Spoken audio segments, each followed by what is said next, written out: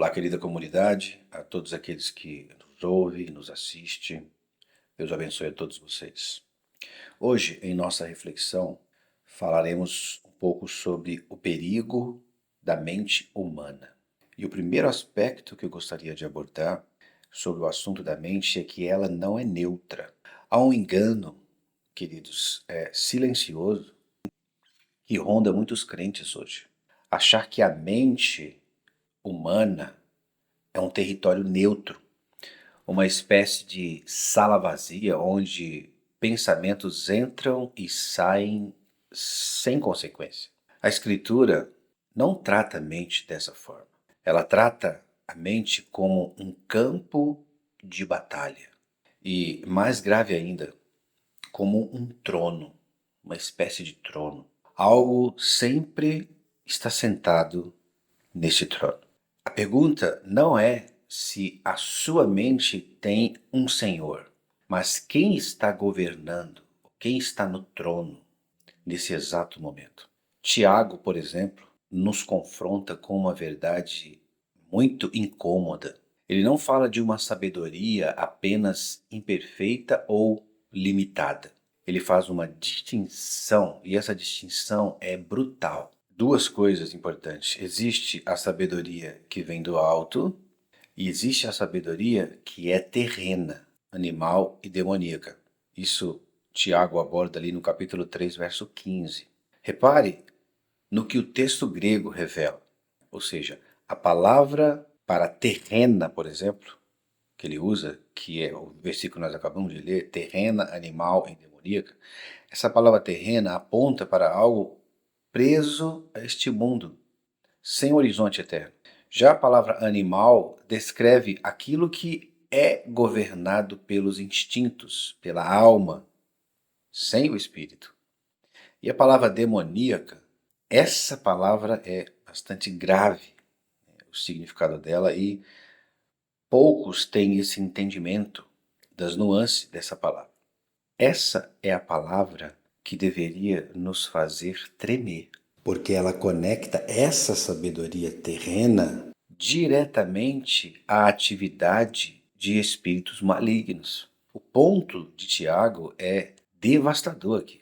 É possível um crente, olha que interessante isso, que curioso. É possível um crente estar operando com a sabedoria que na origem é demoníaca, sem perceber.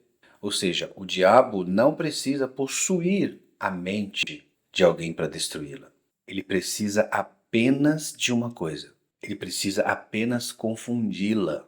Então, o significado grego aqui é exatamente esse. Satanás trabalha semeando o quê? Confusão, distorção da verdade, inversão de valores. Ele não vem como um monstro, ele vem como um anjo de luz que sussurra raciocínios que parecem lógicos, sensatos e até mesmo espirituais, mas que não nasceram no céu. Olha que coisa interessante isso. E aí o segundo aspecto que eu gostaria de abordar com vocês é que a mente presa à carne gera morte.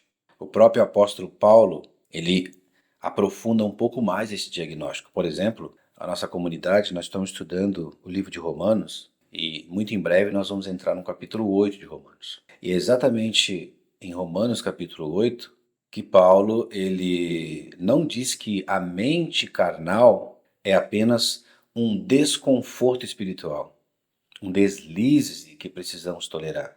Ele diz que a inclinação da carne é inimizade contra Deus e que o resultado de viver na mente carnal é morte. Pense, meus queridos, na gravidade disso. Não é que a mente carnal desagrada a Deus, é que ela é inimizade contra Ele.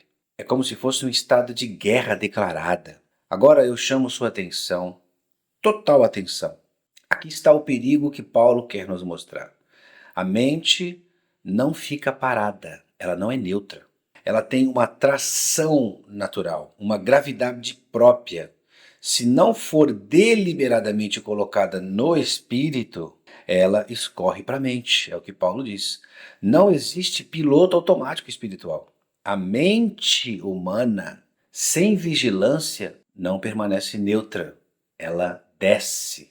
É por isso, meus queridos irmãos, que Paulo diz que a mente precisa ser colocada no Espírito. Não é que Paulo fala, a mente posta no Espírito é vida e paz. Então, a palavra carrega a ideia de uma decisão ativa, contínua, de direcionar o pensamento. Assim como você não acorda com o corpo no lugar certo, sem se mover, você não mantém a mente no Espírito sem um ato deliberado e repetido de rendição. E aí a gente cai no terceiro aspecto que eu gostaria de abordar hoje aqui. A mente de Cristo é a única alternativa que nós temos segura. Então agora chegamos ao coração, né, dessa nossa reflexão. Paulo não nos deixa no diagnóstico, ele nos dá o remédio radical. Na carta aos Coríntios, por exemplo, no capítulo 2, verso 16, Paulo diz que nós temos a mente de Cristo. E em Colossenses, por exemplo, capítulo 3, verso 2, Paulo ordena: pensai nas coisas lá do alto, nas coisas que são de cima, e não nas que são dessa terra. Repare uma coisa interessante que Paulo não diz pense em coisas boas de vez em quando. Ele diz que a nossa mente pertence a outro lugar. A mente de Cristo não é uma técnica de pensamento positivo, é uma identidade. É deixar que a forma como Cristo pensa se torne a forma como nós pensamos. Seus valores, suas perspectivas eternas, sua lógica de cruz, seu amor sacrificial, enfim, nós precisamos ter a mente de Cristo. Aqui está a profundidade do perigo, meus queridos. Uma mente que não está em Cristo não está simplesmente vazia, ela está ocupada.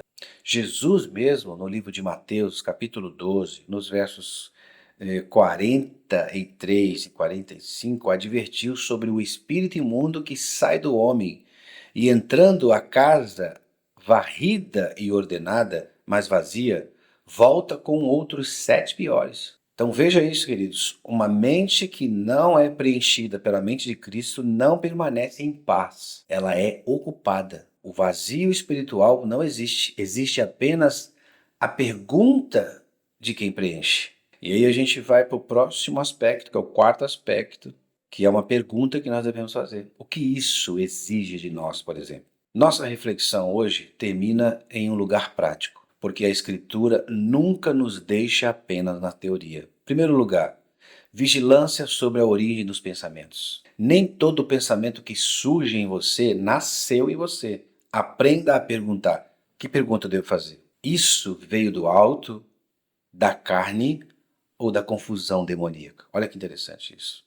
Tiago diz em seu livro, no capítulo 3, verso 15, que a sabedoria se reconhece pelos frutos: paz, pureza, mansidão, misericórdia. Onde há confusão, amargura e contenda, ali há uma sabedoria que não veio do céu. Segundo lugar, rendição deliberada e diária. A mente de Cristo não é automática, é um ato de fé renovado. Terceiro lugar, o reconhecimento da batalha. Não se surpreenda com a guerra mental. Ela é esperada. A mente é o campo onde a fé é ganha ou perdida antes mesmo de se manifestar em atos. Proteja como se protege algo precioso. Que nós possamos refletir sobre o que nós acabamos de ler, essa grande reflexão sobre a mente humana, e que Deus abençoe a todos nós. Até a próxima reflexão.